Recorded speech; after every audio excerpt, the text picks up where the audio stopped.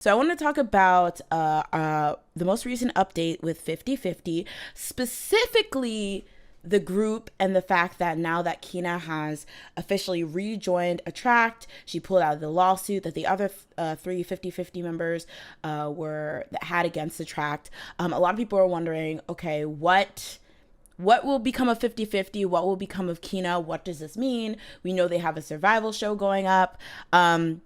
Well, there were two updates that kind of gave us a clear picture of that. So on October 29th, Attract announced that Kino would be attending the 2023 Billboard Awards alone, where 50/50 is nominated for Top Duo slash Group and also Top Global Song.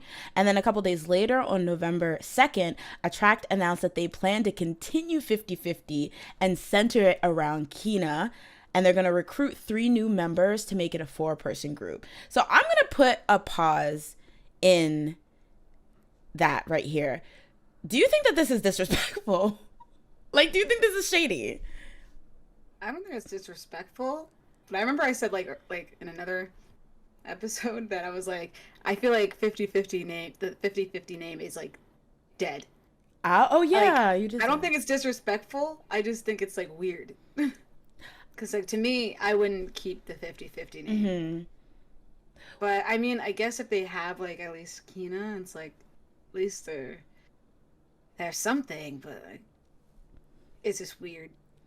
Yeah, I mean, I I think I tend to agree with you. I just feel like it's sad because I know a lot of people when this whole lawsuit issue started, a lot of people were saying this is kind of, I don't know, going to be hard for 50/50 because they're not at the level where people outside of like the hardcore stands even know who they are. And how, like, Mm. maybe if you had built up like a really, really, dedicated fan base, you might have a chance to have like public opinion on your side. But because not many people know the members like that, it's going to be hard. And when I like read this, I was like, oh my God, they're basically using that to their advantage because there's probably a lot of Mm. people who, when they add the 3 new members, won't even know the difference as long as they're singing, I left my heart up off to Cupid. They're like, hey, like they won't even know. So it's like, That's true. to me, that's disrespectful because I feel like the Attract Mm. CEO is doing it because he knows he can get away with it. I mean, is it disrespectful or is it smart? Yeah, I CEO mean, Jazz I don't back. know. CEO Jazz back. And also, I think somebody mentioned this last week, but it is not, we've seen this before.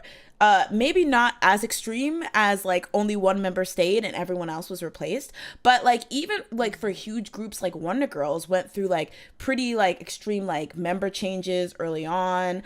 Hyuna pulled out, and then that's when Yu Bin Mhm. got in, and then also I believe when Sunmi left, they got Hey Lim, Kara, technically Red Velvet too, even though they added a member as opposed to replacing. So there's a lot of groups that EXID, Oh yeah. Girls Day, that like went through extreme member changes and even found more success afterwards. So this is very interesting, but I do think with Kina going to the Billboard Music Awards, I think it's interesting because they still have all this residual success from Cupid being a hit.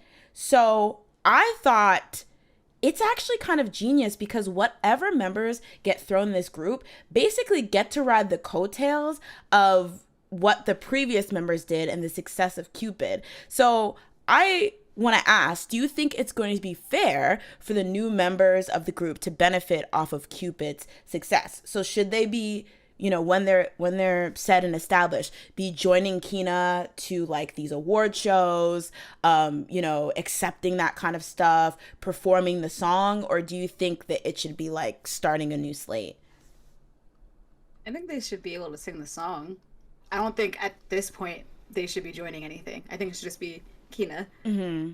And it doesn't seem like they'll be selected anyway by the time this promotional period, I guess, is done. That's true. So they won't have to worry about that. But I feel like as long as they can sing the song similar to how it was sung before, or even better, Oh, I think it's like fine as long as they can hold their own.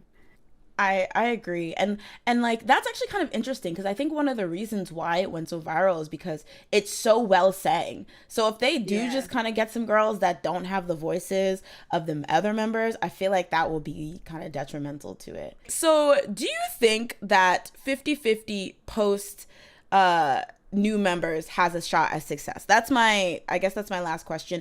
And I want to know, do you guys feel any kind of like reluctance to support them knowing what's going on and what happened, or do you think it's fair because at least Kina's there and she deserves a second chance at success? Um, I probably will listen, and I feel like a lot of people will listen.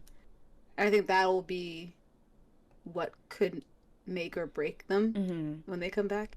Because as long as they have a good song, I feel like they'll probably continue with like popularity. But if their song's just like meh, people will probably try and drag them and be like, huh, like why would you come back? Like this is stupid. Like why would you really attract? This is what you did. Like seriously. That's so true. Yeah, I agree. Because I think for me, one of the things that stood out to that for them was that their songs were so good. So if they just randomly decide to drop the quality, I feel like that will actually affect them a lot. Yeah. Imagine a group being affected by bad music. Unheard of. No, just kidding. Also, I wanted to real quick take some time to say hello to everyone in the chat. Hey, Andy. Hey, Lami. Hey, Leanne. Best mod. Hey, Teddy. Hello, everyone. Welcome to the stream. Wait a second. I want to go back and read some questions or some all right. Leanne says a track saw that DPS did with Kara. A track saw what DPS did with the Kara project and went, "This is a great idea." I'm sorry, DPS. Well, you will pay for your sins. That was foolish. I mean, shout outs to Youngji, but that was foolish. I mean, I guess it did work out in the end. They did have a lot of hits post the Kara project, but I felt like that. Do you think? Okay. Period. Do you think that there is a point in time where it becomes disrespectful for a company to add new members to a group? Now, forget NCT, because that's a whole nother thing. But like in the vein of like either rearrange, like a whole lineup rearrangement, like we're seeing with 50-50, or like adding one member, or like I guess maybe not removing one member because there's a bunch of reasons why a member would leave a group. But do you think there's a timeline where it's more okay if they like maybe haven't had a hit, haven't been around for long, versus if like for whatever reason SM was smoking that crack pipe and they decided to add somebody else after Jessica left? Do you think that there's a timeline or like levels of disrespect? That would be terrible. Imagine. Gosh, that would be the downfall of what in the world? I don't know. Probably if they're already seasoned, like what you said, if they had a hit already, it's like, why bother? Because like when Red Velvet got Yuri, I'm gonna be very honest, I was like, but why? Who is this and why? Like, we don't need another person. And now I'm over it. But like in the beginning, I was like, stop that. So that was too early for me. Because I thought they were doing well at that point. So I don't know. How well did Happiness do? Because I really do not remember. Because I didn't listen to it because it wasn't my jam. But like I don't know if other people liked it. Was it just Happiness that came out before that? It was Happiness, and then I think it was called Be Natural, but that was a cover Be Natural, that had Taeyong in it for no reason. Yeah. The TUI track or whatever his name was. Girl! See? Taeyong, I'm trying to be out here for you, but then you... Okay, never mind. I'm not having NC. He was young. He will pay for his sins. I'm just kidding. Oh my goodness. Lami says, and this is exactly what I was thinking. First of all, not your icon.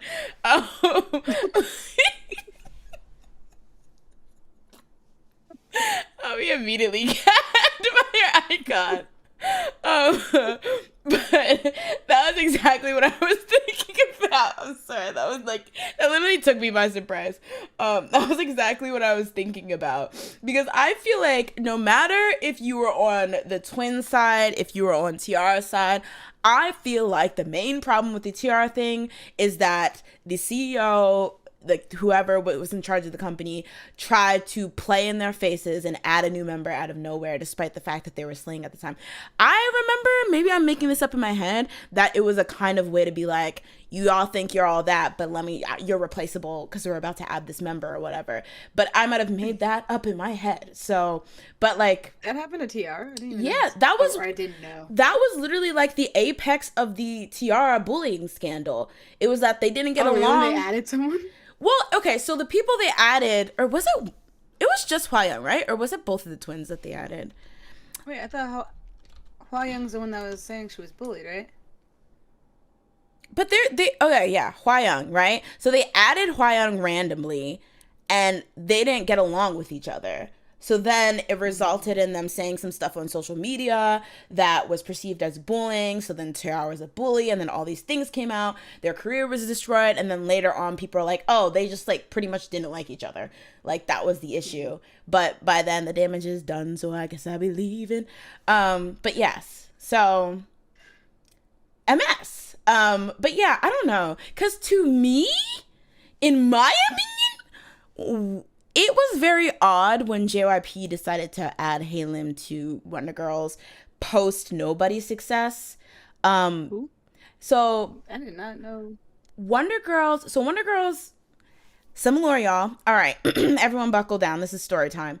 Actually, I think most people in here know this, but I'm just gonna act like it's story time. All right, so Wonder Girls, when they started, they had 5 members: Sunmi, Sohee, Sunye, Yenny, and Hyuna, right? After they released their first track, Irony, Hyuna leaves. I don't remember if it was due to sickness or it was school. Yeah, okay, yeah, I think it was sickness. And so she leaves, and that's when they add Yubin. Fun fact, they actually filmed Tell Me with Hyuna, and there's actually footage online from like 13 years ago of Hyuna on the Tell Me set. So if you want to peep that, it's pretty cool. But then they add Yubin. They do Tell Me. It's a big hit. They have their like big 3 hits. Tell Me, So Hot, Nobody, which was like the huge one in 2008. After that, that's when they start trying to pursue fame in America. They do a couple things there, and then Sunmi leaves. So I believe Sunmi, the idea was that she left either for school or she wasn't like really feeling it. I forget the exact reason, but she's still under JYP when she leaves, but she's no longer in the Wonder Girls, right? And so they add Halim, and so from then on, it's kind of the girls and Halim, and then like Sunye eventually leaves. Then they have the 4. Does Sohee, does she officially leave? Okay, it's kind of murky after that.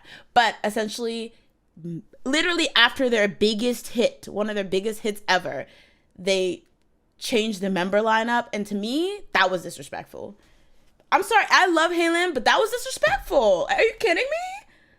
Now, granted, they debuted in, 2007?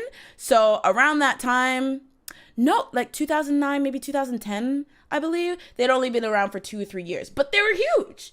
So, I don't know. To me, that was disrespected. But, to each their own. I guess it ended up working out, but we don't love that, JYP. I want to do the formations again, I guess. That's true. There's already how many people? One person's leaving. We got to fill it up. That's so true. Easy. That's so true.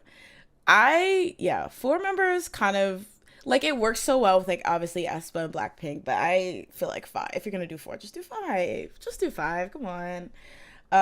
See, that's what they were doing. Now you're on their side. Suddenly I'm defending them. Teddy says, Destiny's Child changed up their lineup 2 times after they hit mainstream.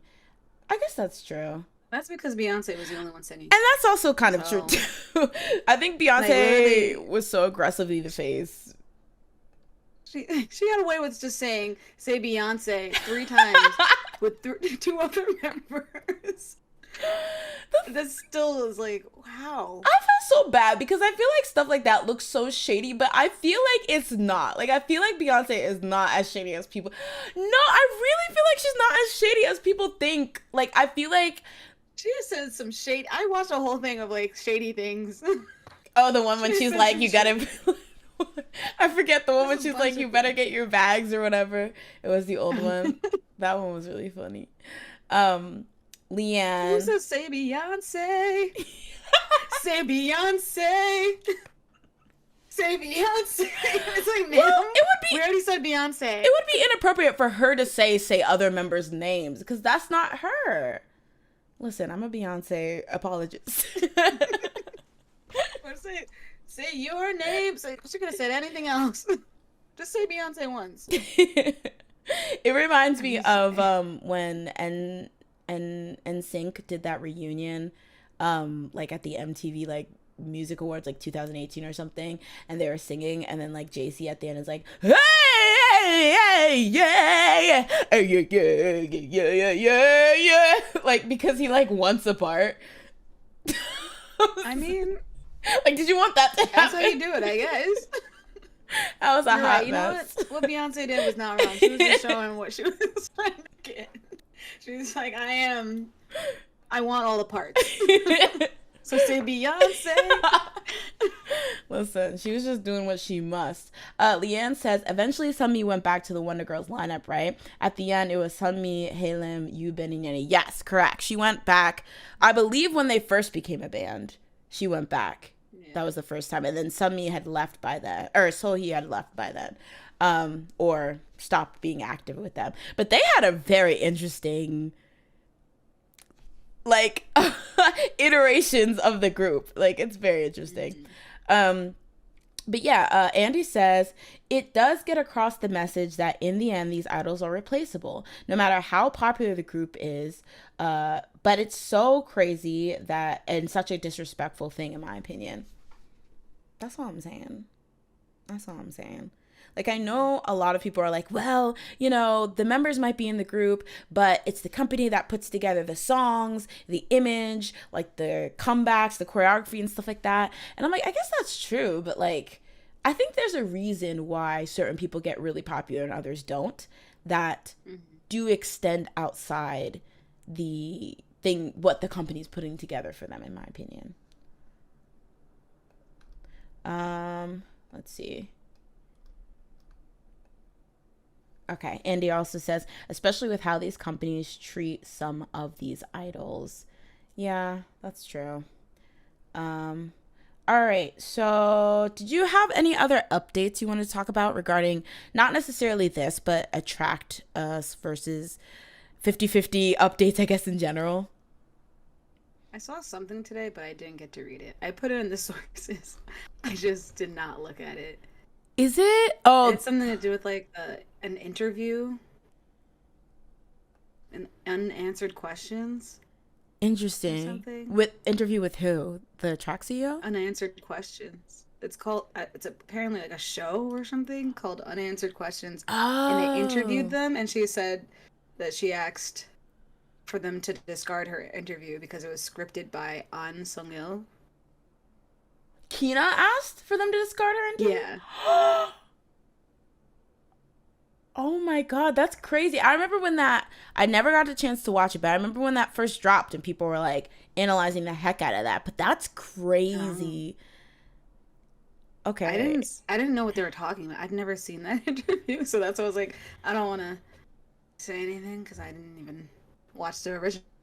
So That is so wild. Oh my god. Yeah, this is like kind of, I mean, again, Kina, she gets to tell her truth, but dang, this is just the other. I know that they already have technically had their contracts dissolved, but like, this is really burying them. Attract being able to get Kina yeah. back on their side, but I mean, what is she to do when that the Giver CEO tried to play her with that copyright? Oh Um, yeah.